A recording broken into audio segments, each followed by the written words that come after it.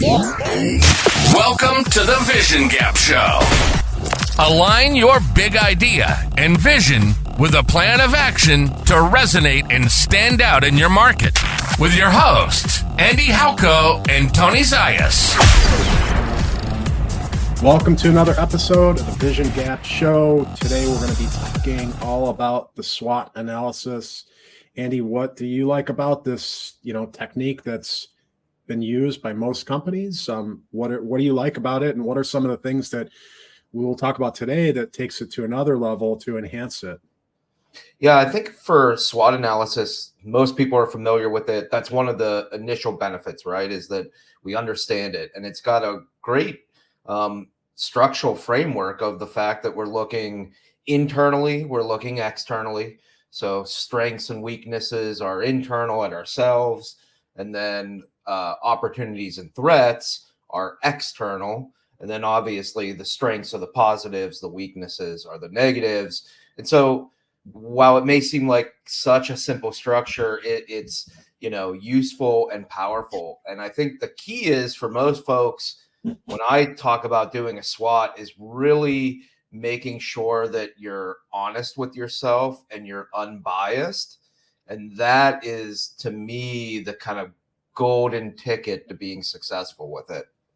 Yeah, I'll just add something I've always liked about the SWOT is I think strengths and weaknesses are pretty straightforward to look at and address, but the opportunities and threats are what I think really takes it to another level. Opportunities, I feel like there is a sense of scarcity when something that you can lose out on that get people to kind of get excited about, okay, let's go after this, and then threats is obviously examining things that can happen, right? So triggers a little bit of fear and a little bit of concern, but it gets people moving. So it's a great exercise. And through the Frictionless platform, you've taken a really cool approach to it. So I don't know if we want to just dive right into it, because I think it takes SWOT to another level.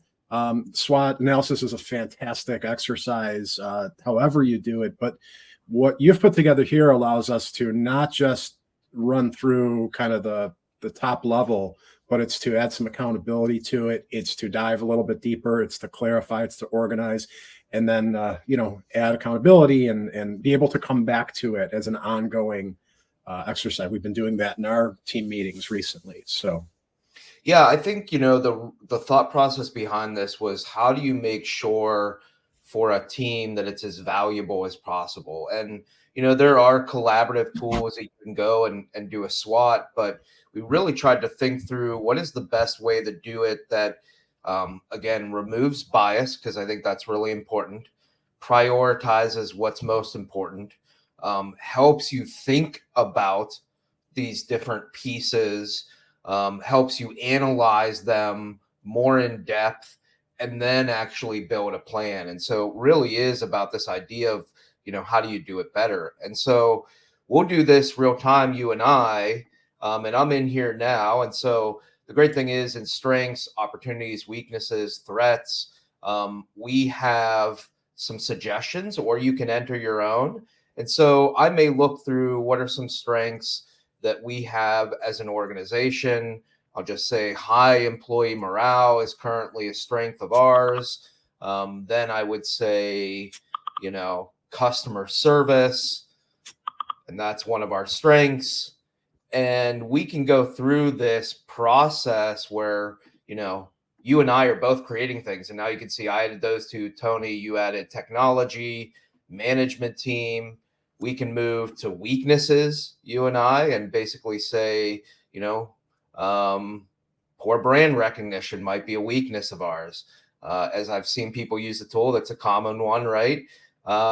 Sometimes market share, of course, is one that's a weakness. And then what we do as a team, and I think this is where it does become really important, is we each can rank in real time. So I'll go ahead and say, poor brand recognition, sure, it's we're a newer business. It's medium priority to me. For market share, obviously I want to gain more market share, high priority. Research and development, not enough investment. For me, that's maybe a little bit low. I think that we are pretty advantageous with it. And so I'm putting in my scores, and now I can see that even though on market share, I've set it high, Tony, you obviously put it on a lower side, and now we've got medium. And so you can think about if you've got a leadership team that is all contributing, and you can even contribute where, these things are anonymous, so that, if you have a team that really wants to make sure that you're being as transparent as possible, you can submit them on it, anonymously.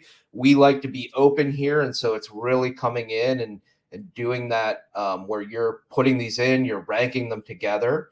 But the key to this is we're now having a leadership team, and think of multiple people that are ideating on what are our strengths, opportunities, weaknesses.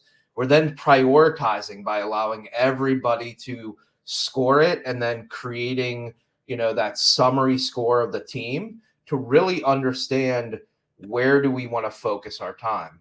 And so now if I go back to my board, we see strengths and weaknesses. I've got high employee morale and dependency on a few clients that ended up being of high priority, market share a little bit lower, and then poor brand recognition a little bit lower than that.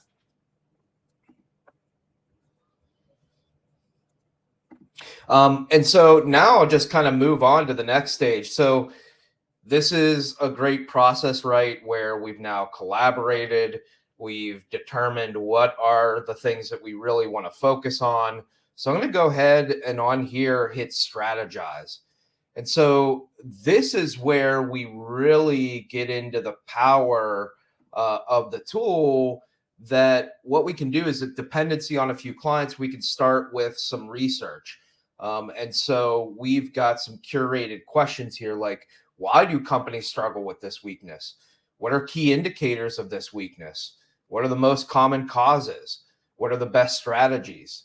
And so it's actually using a multitude of information. It's using what type of business you are. It's using some other information that we've got that you filled out earlier in this engagement or in this process.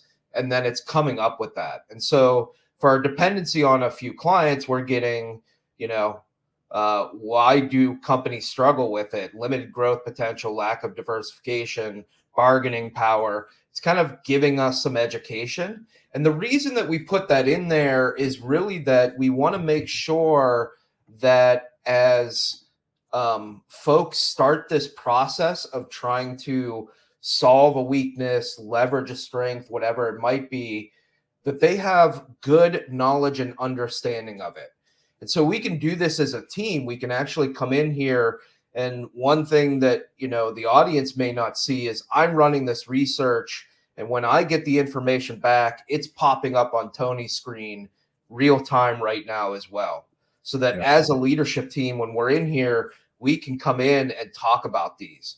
So key indicators of weakness: revenue concentration, client retention, sales inefficiency, market share. These are things that are key indicators that we have a weakness of dependency on a few key clients.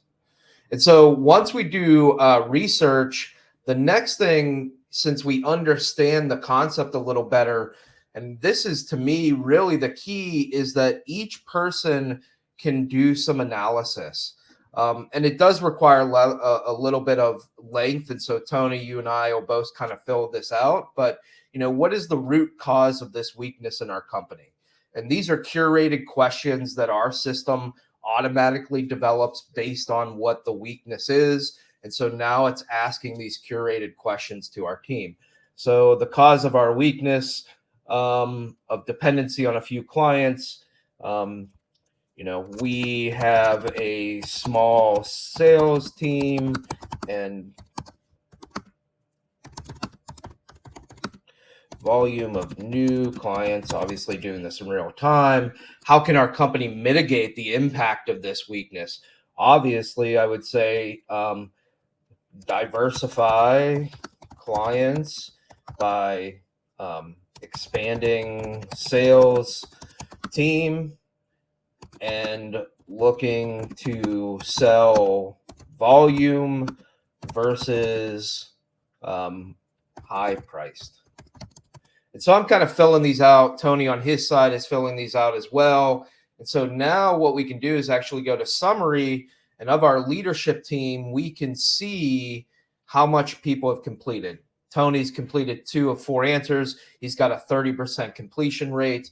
And actually, if he would continue the work on this in real time, I would see each of our leadership team, their answers being increased and their completion scores growing. And so what we really try and do is, as a leadership team, make sure that everybody's contributing, and we have this completion score that's built off of, how much you're answering and how deep is the answer within that analysis, so that we're really getting as much as we can out of folks. And then once you've reached a threshold, what we've developed is AI that is going to analyze this. And so here's the cool thing. You just gathered all this information from your leadership team. You've done some research. You've got a weakness that you're focused on. Our AI is pulling all of that together, and it creates a summary of what our team has said. So dependency on a few clients is significant weakness for the company due to the small sales team that struggles to generate a high volume of new clients. Key points: small sales team, high touch intensive support model, dependency on a few clients for a major portion of revenue, expand, additional insights, expand the sales team to facilitate client diversification. And so as you've had your entire leadership team fill this out and create that analysis, obviously those completion scores being really high will all go into this summary and really provide that quick analysis. And the reason this is important is if you've done a SWOT in the past and you've sat in a conference room and you've put a weakness up and then you're all sitting around just kind of talking about it, that's very biased. It's very unstructured. It's not going to get the key information out. And so again, this process of research, understand the weakness, have curated questions that really are pulling out the right information, and then take all of the pieces of what everyone said and within a few seconds create a summary of that for us all to understand. And then we can even take that and edit it and really refine it if we want to. And then Tony just actually added some more. He's got a 71%. And so I can actually come back and re-summarize it because the team's expanded. And so even if you're not doing this real time with each other and you say, hey, by Friday, let's all get in there and provide our analysis, you can do that, but it's all in the same system. And then even progressively as you go through it, you can re-summarize. And so now Tony's expanded and we've got some things in here of possibility to introduce low cost, low touch offerings, option to transition to a product focused business model. So Tony really helped provide some detailed data. So now I just like to kind of summarize this process is that we've identified weaknesses as a group. We've prioritized them and figured out what is the ones that we need to spend the most time on. We've done some research to understand that weakness a little bit more. We then analyzed it using curated questions, and then we've summarized all of the analysis that we've done it as a leadership team into one central thought that we can utilize from here.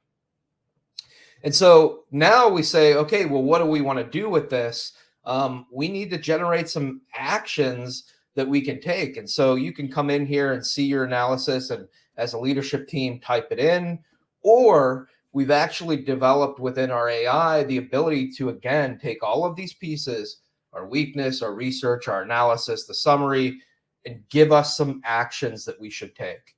So obviously we saw hints of this, but expand the sales team, shift the company focus to high value products, reposition high touch approach to client service as a premium offering.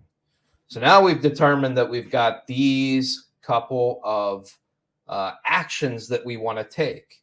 Now, the great next thing is we can actually move into tasks because we have to accomplish this, right? And so we're going to start with, let's do reposition high touch approach to client service as a premium offering.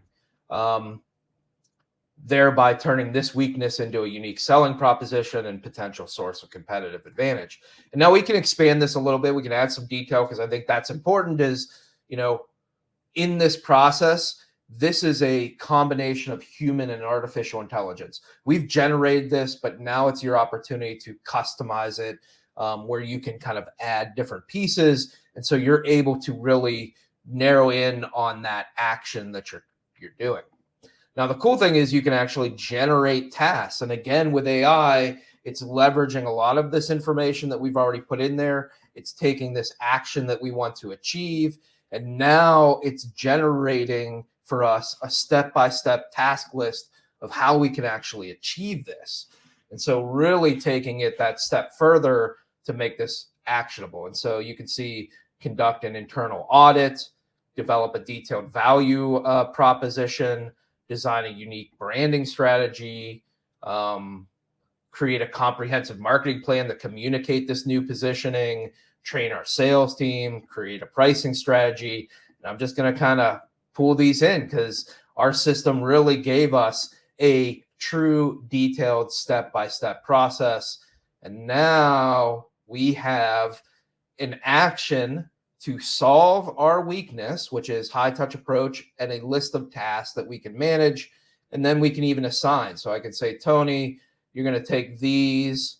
And then Tony on his side will potentially go ahead and edit the progress on these tasks. And so we'll be able to see, there we go. Tony has, 20 tasks and he's completed about 2.2%. And it just real time will change this. And so I may assign him, he may assign me to different tasks, whatever it might be. And then we change progress of each of these. And so I'm going to go ahead and assign this one to me. I'm going to say I got it 100% done. And you can see we're now at 8%. And so now, again, back to the big level, we've really prioritized what are the weaknesses that we have to solve. We've done a really unbiased, powerful process to go in and research and analyze it and summarize it. We've developed actions that will allow us to solve this weakness. And now we've come up with a tactical plan and been able to assign it and determine progress on it. And so really it takes the whole idea of SWOT and supercharges it to be so much more effective. Again, I often think of the old process. People get in a room, they write up on whiteboards their weaknesses, they sit around a table and they BS for an hour. Maybe they come away with some tactical actions, but more likely it's something that they're going to have to continue the process of. Someone will probably go off on their own and really dig into it and then bring it back to the team. Whereas now with Frictionless, this has become a real-time collaborative process as a leadership team to reduce bias and guide you through to really developing a way to counteract a weakness, leverage a strength, take advantage of an opportunity, whatever it might be.